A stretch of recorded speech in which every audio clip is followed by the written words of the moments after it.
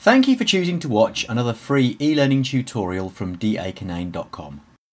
Today's tutorial is a long one, and we will take a long hard look at the key features of iMovie. If there is a specific skill you are after, read the description below and click on the time links and you'll be taken directly to the start of the section containing that skill. If you watch all of the tutorial, you will, by the end of this free learning lesson, have all the skills you need to create a really sophisticated video. So let's not delay a moment longer and get right into it. This is a tutorial about how to use iMovie, but just need to make sure that we all know and understand which version of iMovie I'm working on. So if we have a quick look at my Mac here, you'll see that I'm running Yosemite 1010.2 and on iMovie I'm running 10.0.5. Right. The first thing I'm going to do is I need to create a new movie. So if we come over to here and click on File, I'm going to make a new movie. And just like the iOS app, there's a whole bunch of pre-prepared templates that you can use for as a template for your video if you wish to. And I'm going to leave it up to you to have a look through each one of these themes mean. I use the No Theme option, so click on No Theme and click on Create. Now I'm going to give my movie a name, so let's call it iMovie.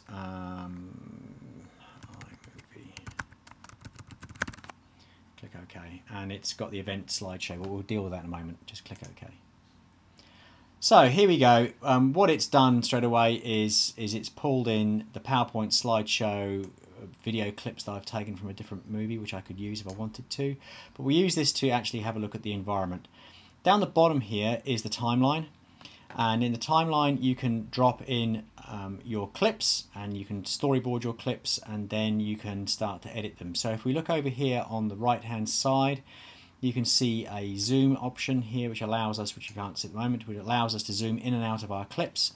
And if we click on these clips here, we can use this top right hand viewer here to view each clip and we can scroll through each one. But the first thing I want to do is I actually want to grab some movies that I've already shared, taken on my iPad, and I've put into my iPhoto library. So I'm going to click on iPhoto library here.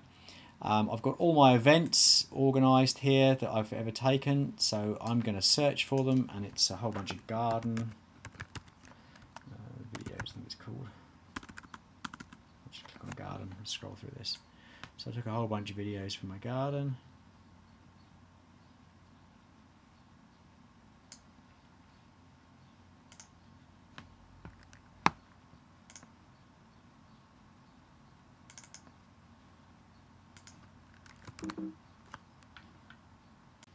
So now I've got to the video that I want, or the event that I want. I'm going to click on this, and you can see now that here are all the videos that I've got in this collection that I can start using to build my video that I want to use.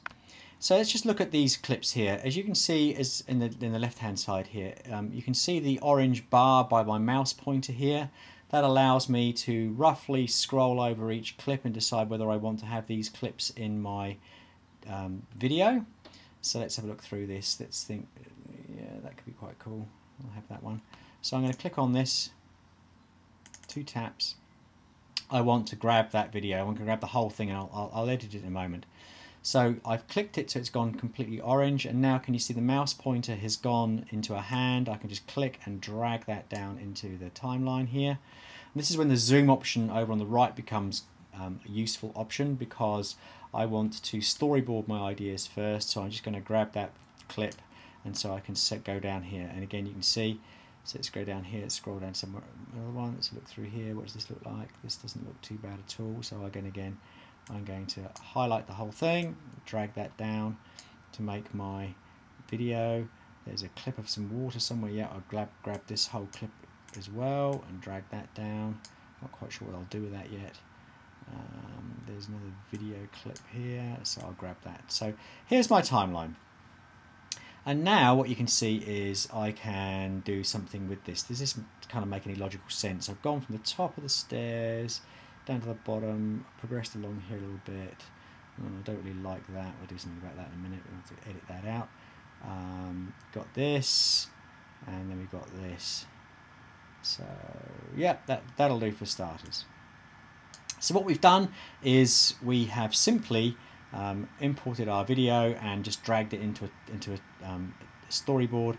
But if we don't like our sequencing, what we can do down here actually in the timeline is we can click and drag anything and we can just move it around. And if we don't like something, we want to get rid of it, so let's just say let's get rid of the water. I can just click on it and just click delete. And it's gone from my timeline, but it's not gone from the store, obviously. So let's just repeat that again. I'll bring this down to here, add it. That's the clip I don't want. And just click on the delete button and it's gone.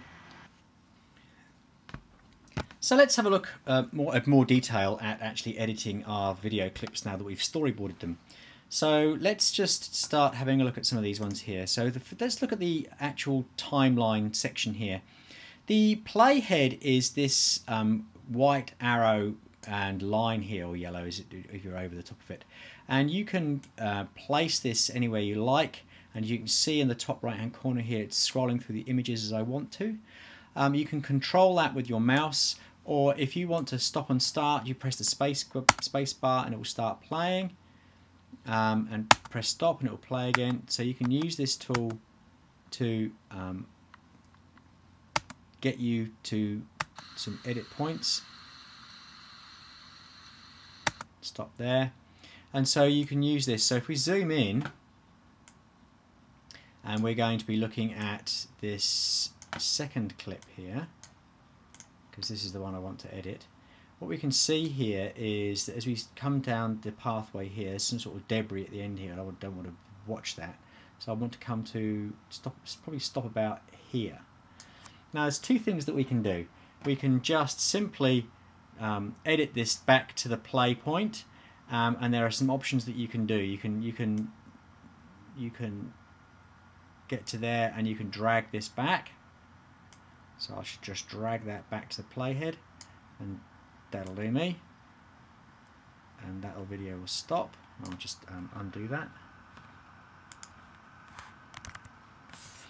You've got other options as well. There's actually a right-click menu you can click on here. So if you click on Control and click, what you can do here is no, it's not going to show me. Damn. Here, the option down here is Trim to Playhead. If you click on this option here, it trims back to where your playhead is. It can do that for you as well. So there's another option for you. It stops to there. And what you can also do is, let's Command Z that. The other thing you can do is, again, using this right click here, and it's best to learn the keyboard shortcuts, to be honest. If we click on here, and you can see you can split the clip, which is Command and B. So if I use Command and B, where the playhead is, you can see I've split the clip. I haven't deleted it. I've split the clip, and so I can decide what to do with it. So if I wanted to, I can now take this out and put it somewhere else, or I can just simply delete it. So I'll just delete it. So those three options about how to trim your content here. Now, there's lots of things that we can do with our clips, and what we'll do is we'll highlight this one again. And if we look at the top here, I've clicked on the Adjust button. And there's a whole bunch of adjustments that we can do. So if we just scroll through these and see what we can do, you can crop them if you wanted to. We click back to here. So what we want to do is we can either use the wizard to auto change the color on this, to match color, white balance. So we click on white balance. So let's use this icon here and click tick. And it's done auto white balance for us, but I don't like using those auto tools. I like to do things more visually, so I'm going to undo that. But you can play with this. You can match color if you wanted to. You can scroll through to a particular frame. So let's just scroll to here, and we can click on that color there, and we want to match that. Yeah, and again, I'm not going to do all of that. It's entirely up to you. But I like using the palette here, because I believe that's got much more control over the whole thing. It's quite muted, it's quite shady in the garden here. So actually I don't want it to be blue, I want to actually warm it up. So I'm going to move the colour, the warmth away from blue and just warm it up slightly. And if we look at the woods, we can see, I mean, I haven't taken away from the look and feel of the garden, but I just warm things up. I personally like saturated colours, so I always like to saturate a little bit more, not too much because it can look really false, and especially with skin tones it's terrible. But you can see the greens looking more saturated here, and now this tool here we can start to play with the tonal range. So if we slide this whole tonal range around, you can see we can make our, you know, lights and dark, we can play with our contrast. If I want to drag this up, I can make the whole thing lighter, which is a bit horrible. We can make the whole thing darker, which is horrible too. So, but you can see how it's the program's giving you warnings about that. But you can kind of move things around, and then you can play with the shadow, lights and shadows, and just kind of, yeah, it's kind of a fiddle really. I kind of like that, and you can see how that applies further back down here. How does it look down here? Yeah, it's not too bad really. Coming up, but I kind of chose a dark place, but that's looking much nicer. It's much more saturated. So that, you know, you can sort of play forever inside here. There's a crop tool, so if you wanted to, you could crop this. So let's decide I wanted to focus on that part of the screen. That would crop the whole clip. So using the split icon, a split function is quite cool. You can, there's all kinds of things you can do, but you know, you can decide how you want to do this. Ken Burns allows you to sort of pan between or around where you want to start, where you want to end. Again, sort of, it looks like an artificial zoom within a frame. So have a play with this. If you look at this, this is what this would look like, and it would slowly zoom in. It works well on still images. I don't tend to use it on video. I tend to crop video before I do anything else. And I'm going to undo this. I don't want to do that. And then we can go along to here. We've got shaky video. So yeah, I was moving along here. It might be a good idea to stabilize the video. So we just click on this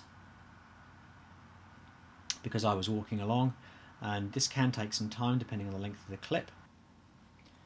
So like I said, in the adjust here, it took a while for that clip to be rendered without the camera shake, but if we play it now, you can see what it's done is it's slowed it down, and it's actually stabilized it and made it look a lot better. Not brilliant, but it's worth doing. So, you know, do use some of those effects. And you can see the color saturation. See, I didn't do the color on here, and if you look at this, the colors are much richer. So again, use those adjustment features. And again, if you look on here, we can do things with the audio. We can lower the volume of it. There's lots of background noise because of the stream running through the garden, so we can actually bring that back down. And we can sort of just take it from there. So you can see how you can edit your clips. We can split them, so this will just remind you of that. Command B splits a clip. If you use the Control and click option on your mouse, you've got these options here which allow you to do other trimming options, and there's more below the screen here which I can't show you because it's dropped below the frame cutoff. And you can have a look at that. And so that's how you can adjust each of your videos to actually get the best out of them before you start really kind of climbing into this. So the next thing we want to do really is to start looking at improving the audio. So if we click on here, we can mute the audio. You might have noticed again, if we do Control and click, we can do down here, we can detach the audio, which gives us an option in here. So I've detached the audio. You might decide this is something I want to use somewhere else, and now I can move this around the timeline. So detaching the audio has actually taken the audio off of that clip. And I can delete it completely if I wish to. So I can just delete that, it's gone. There's no audio on that clip now, it's completely mute. Which is good, because what that means is that all that kind of extraneous background noise, you can either decide to, if we listen to the audio on this one,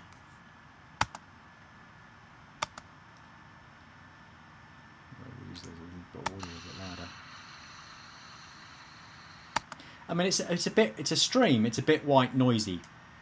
So if we come back to here and click on audio, we can adjust the audio here, and we can knock it right back.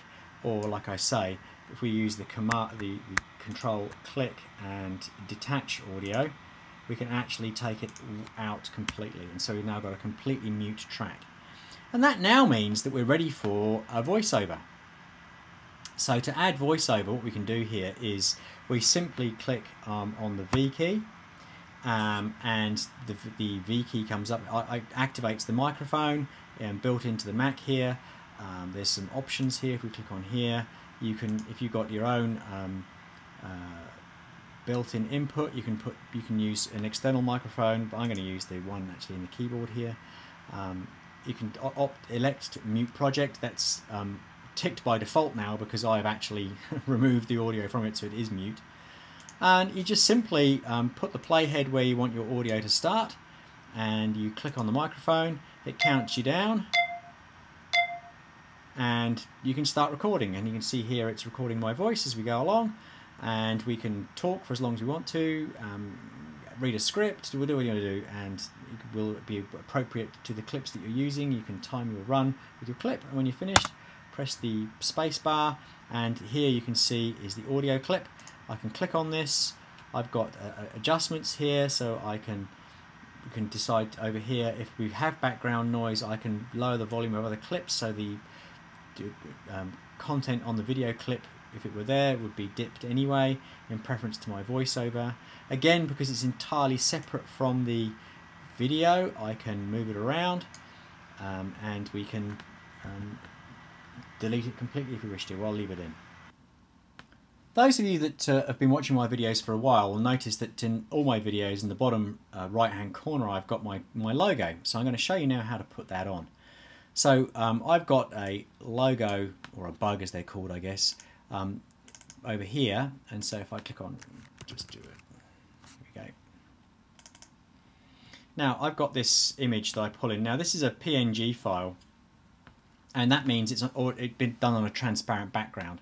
But if you wanted to do this with something that didn't have a transparent background, it would be fine. So what I'm going to do now is I'm just going to click on this, I'm going to drag it down, and instead of putting it between two clips like this, I'm going to put it over the top and just let go. I'm going to put it at the beginning of the clip.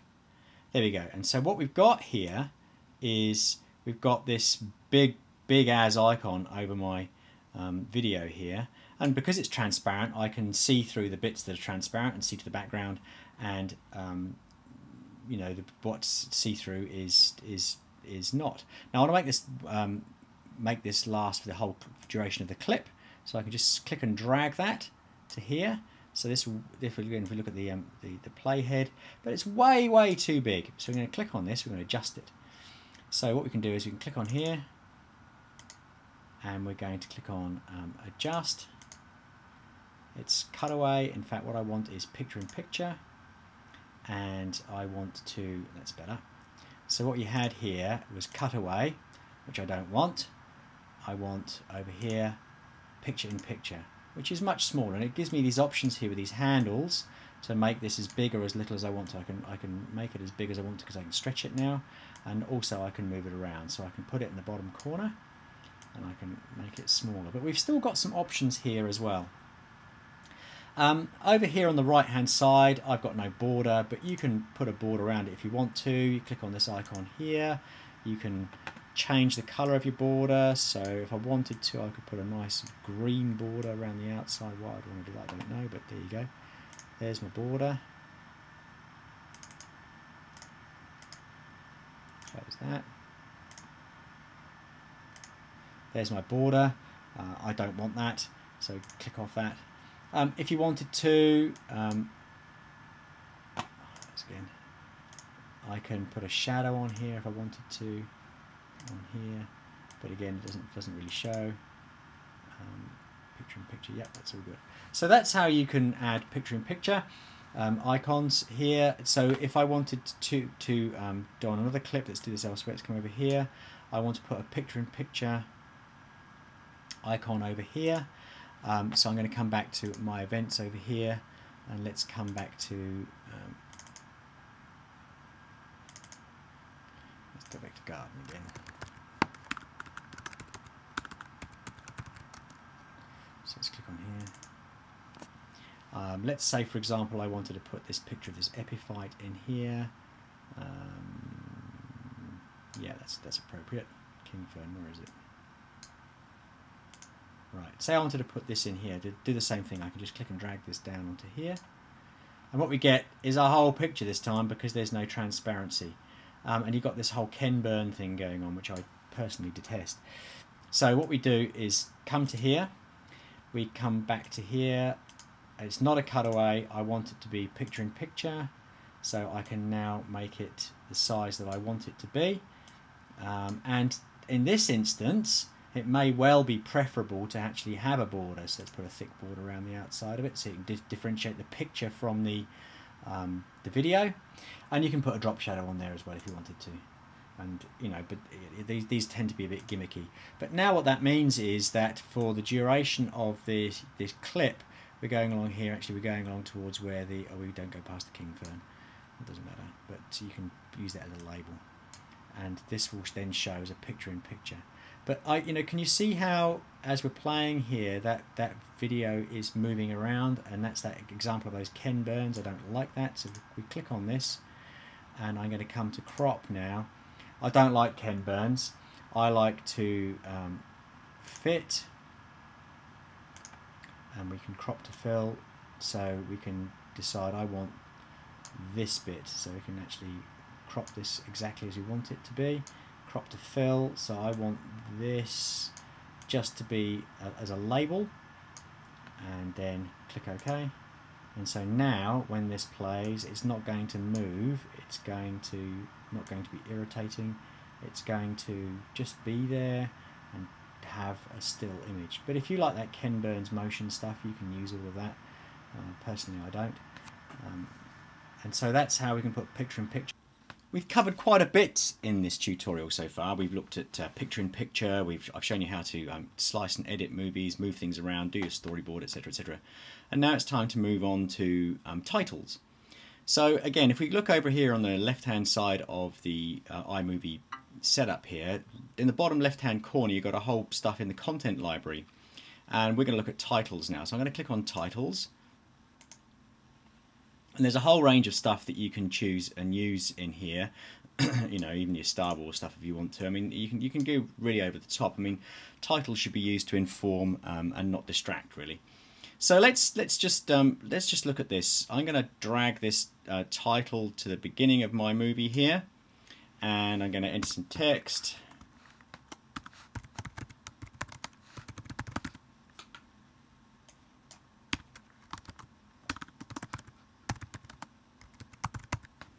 Now, obviously, I've got a black background here and white. You can do, you know, pretty much anything you like. You can change the colour of your font if you want to. So you just click up over here. You can change the colour of your font. You can make it, let's make it a darker green.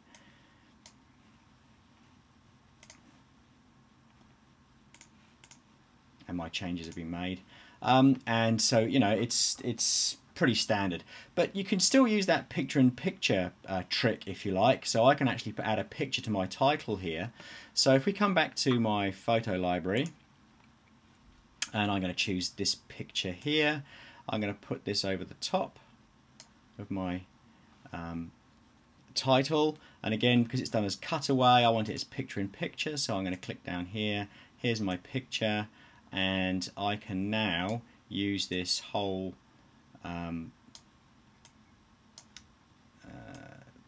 scene here to sort of just offset where I want to do it. Let's click on the crop here, make sure I've got it the way I want it to be.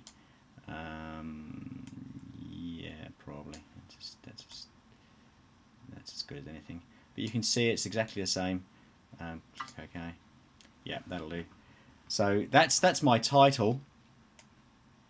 It's still got that Ken Burn going on, which I don't like. So let's click on here. I don't want that. I want crop to fill. That's what I thought I did. Click tick. There we go. We'll leave it at that. So now you can see I've just very simply put a picture with a title at the beginning of my movie. But you can also put titles over the top. So let's come back to titles again. Over top of a scene, so you might want to put some information. So let's just drag this over the top here, and again you can just put some information in here.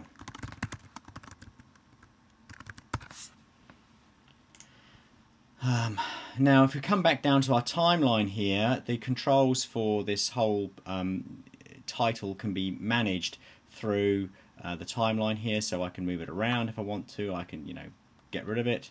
I can lengthen it, I can shorten it, all those kind of things. So all of those controls are available for you.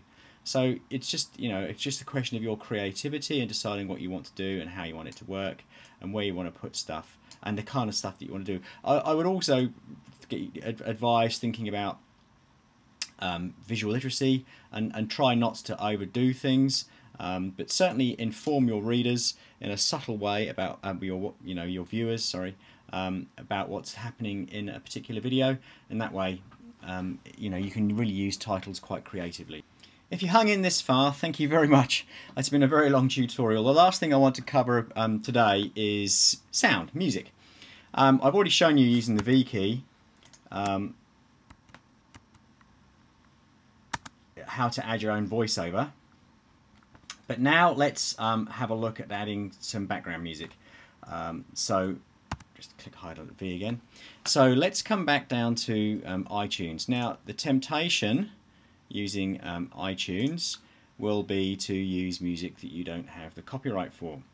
So it's very important that you when you are adding content, you actually add stuff that you're allowed to add and it's royalty free, or you've got the permission of the artist and you credit them appropriately. So what does that mean you can do? If we look over here, there are a couple of websites that I use. There's this great one called soundation.com, and if you've got an ounce of musical talent or ability, which I don't sadly, you can come to Soundation and you can create your own background music, and it's all free, and you can just create it, download the music and install it. If you're more like me and you need somebody else to create it for you, then there's something like Free Music Archive, where you can search by genre, instrumental say, and you can just have a listen through all of this stuff, and then it's quite simply a case of I want to download that particular track and take it. And then what you can do, of course, once you've downloaded it, you can edit it in a program like Audacity. You can use GarageBand, of course, but I like Audacity because it's open source, and you can save that work. So here's a piece of music that well, it's a bit of voice recording actually, and I'm going to well, I've got a tutorial on Audacity, which if you click on this link here, you can see it and show you how to use Audacity. But let's just file export as an MP3, so you see the process.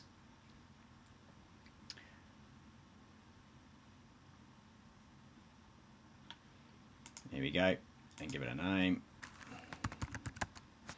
and I'm going to put it on my desktop. Click save, click OK, and that's my music exported. Now I need to come back to my movie, and I want to go to here, it's my desktop.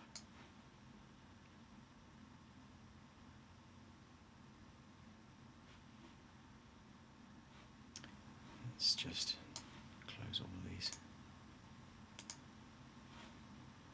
And on my desktop I had my music, there it is there, and I can just simply drag this into my timeline wherever I want it to be, and I can position it wherever I want it to be.